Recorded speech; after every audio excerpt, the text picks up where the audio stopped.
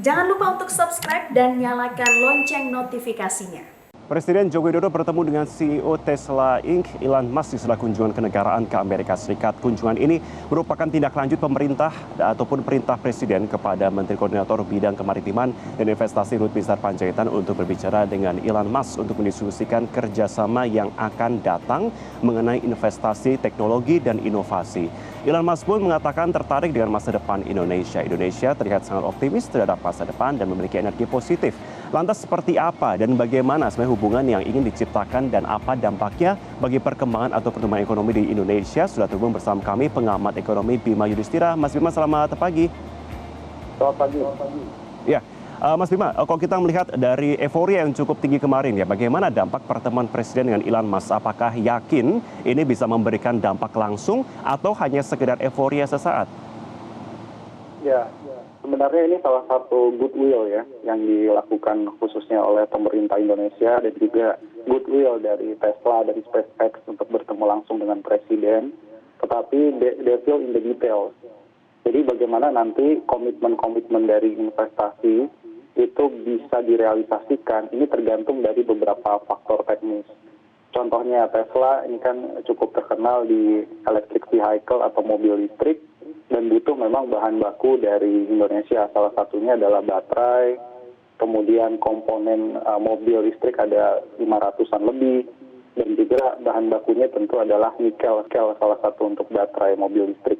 Nah, pengalaman sebelumnya, Tesla pada tahun 2020 itu sudah menunjukkan ketertarikan yang cukup besar terhadap produk turunan dari nikel. Tetapi sayangnya Tesla akhirnya cenderung membeli nikel dari Australia, kemudian dari India. Dan manufaktur yang tadinya sebagian ingin diserahkan ke Indonesia, relokasi ke Indonesia, ini pun juga diambil ke negara lainnya. Nah, kita belajar dari komitmen yang kemudian tidak menjadi realisasi investasi atau pembelian bahan baku dari Indonesia. Ini sebagian besar disebabkan salah satunya oleh standarisasi lingkungan hidup atau ESG, Environment Social Governance. Jadi standarisasi ini penting bagi partner lokal di Indonesia, sehingga ketika ada investor ingin melakukan kerjasama, maka perlu ada sertifikasi standarisasi yang sesuai dengan kebutuhan Tesla. Nah, karena ini jadi salah satu tren saat ini bahwa pertambangan nikelnya juga harus misalnya pro terhadap lingkungan, tidak membuang limbah, kemudian amdalnya juga cukup baik. Bagaimana perlakuan terhadap tenaga kerja di lingkungan pertambangan nikel, itu merupakan satu poin. Poin yang kedua, realisasi bisa terjadi, dan ini tentunya sangat bermanfaat bagi ekonomi Indonesia, khususnya dalam step pemulihan sekarang, tetapi infrastrukturnya pun juga harus disiapkan. Kita punya kawasan industri khusus misalnya di Batang, untuk ekosistem industri mobil listrik, nah ini harus dipercepat, segera diselesaikan, infrastruktur pendukungnya, transportasinya, kesiapan listriknya, kemudian juga biaya logistiknya, ya, portnya atau pelabuhannya, sehingga integrated dari kawasan industri ini juga bisa menjadi daya tarik bagi Tesla atau mungkin juga SpaceX untuk menjalin kerjasama dan investasi jangka panjang di Indonesia. Karena investasi orientasinya mungkin lebih dari 20 bahkan 30 tahun. Sehingga mereka ingin melihat kesiapan dulu dari ekosistem yang ada di Indonesia. Oke, Mas Bima, kalau kita bicara mengenai Elon Musk ataupun juga Tesla, itu bisa dikatakan sebagai media darling di internasional ya. Semua orang ataupun semua pihak ingin Tesla untuk invest di sana termasuk Indonesia. Tapi kalau kita bicara mengenai, katakanlah kita berbicara bahwa ini kerjasama benar-benar terjadi begitu ya. Menurut Anda apakah ini akan memberikan dampak yang sangat signifikan untuk iklim investasi kita atau tanda kutip ini ya overrated saja begitu? Ya, kalau dilihat kebutuhan misalnya ambil satu saja dari Tesla. Kalau Tesla bangun ya 30% komponennya di Indonesia, komponen bahan bakunya, atau perakitan akhirnya untuk pasar Asia, itu mobil Tesla dibangun di Indonesia, itu tentu sudah sangat signifikan. Karena kebutuhan untuk investasi di energi yang berkaitan dengan terbarukan, kemudian juga mobil listrik, itu mencapai 500 triliun lebih. Mungkin seluruh ekosistemnya bisa 1.300 triliun. Jadi artinya memang punya dampak signifikan. Nah, tapi tergantung tadi.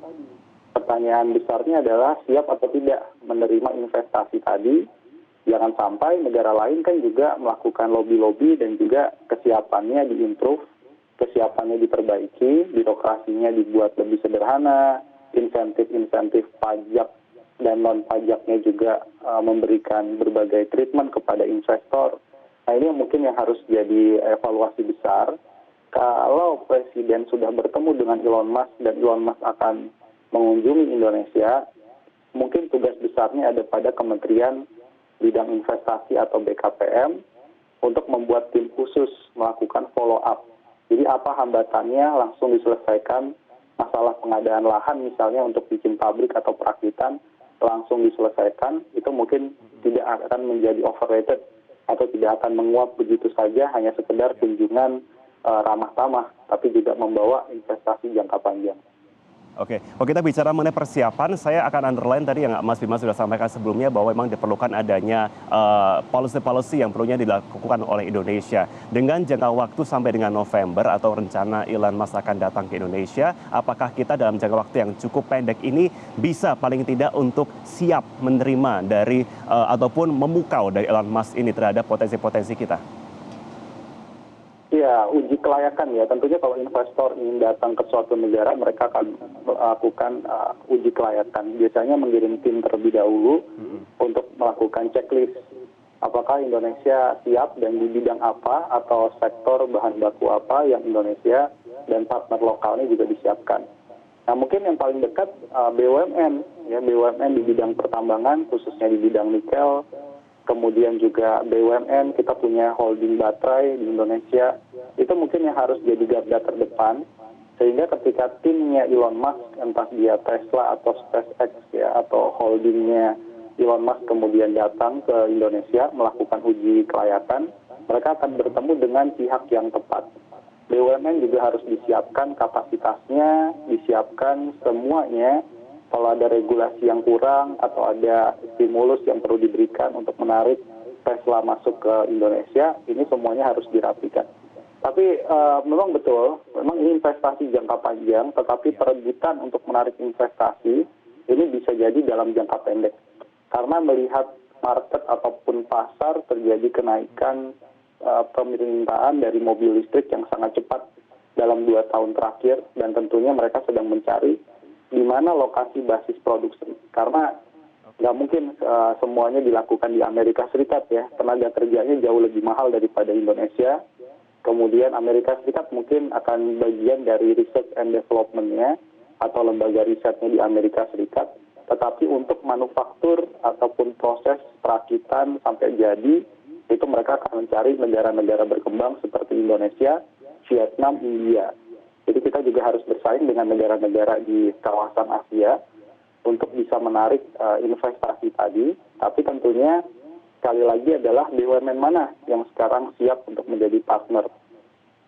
Oke, kita katakanlah bicara nikel saat ini memang setengah digodok begitu. Tapi kita bicara mengenai black horse atau kuda hitam investasi Indonesia. Apa sebenarnya yang bisa kita kembangkan juga agar bisa memukau dunia internasional selain nikel?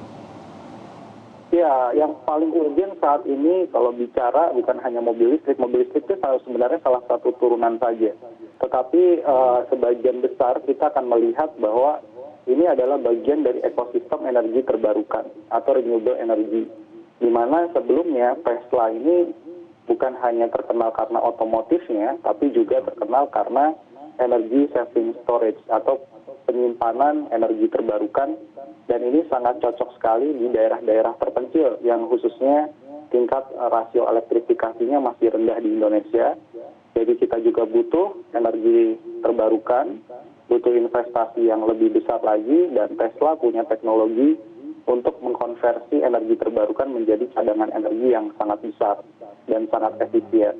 Jadi ini mungkin juga salah satu inline juga terkait dengan G20, di mana presidensi Indonesia mengangkat salah satunya adalah transformasi ke energi yang lebih hijau atau energi yang berkelanjutan. Itu mungkin salah satu potensi. Yang berikutnya mungkin di luar dari Tesla tentunya ada sektor logistik pergudangan, kemudian juga ada sektor pariwisata, yang sekarang banyak investor dari luar negeri mulai tertarik lagi membangun hotel, membangun restoran dan jasa pendukung pariwisata yang ada di Indonesia. Baik, kita akan nantikan bagaimana keberlanjutan dari tentunya perbincangan di Amerika Serikat ini. Terima kasih Mas Bimo Yudhistira sudah bergabung bersama kami. Selamat pagi Indonesia. Selamat pagi. Baik, sama-sama. Selamat pagi.